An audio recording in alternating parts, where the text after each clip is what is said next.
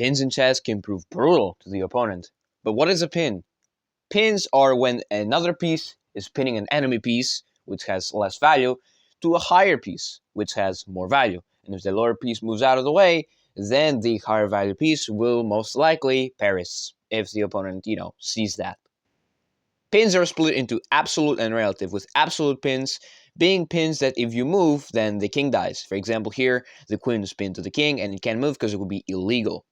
And relative pins, which means that you can move, but you will be losing your higher value piece, which is considered a bad move. It's legal to lose your queen, but in this case, it's very, very bad.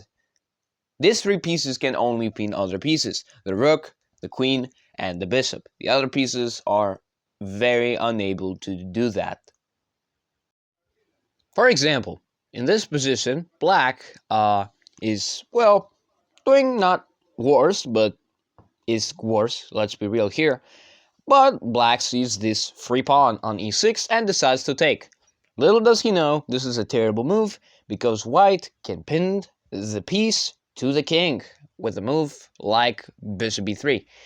This is a pin, an example of a very, very painful one, taking a, in parentheses, free piece and getting pinned by another piece. Isn't that amazing? And then you're probably going to have to sacrifice your queen because this is an absolute pin. You cannot move away because then the king would die in the back. So black is cooked. And that is the example of absolute pins and relative pins.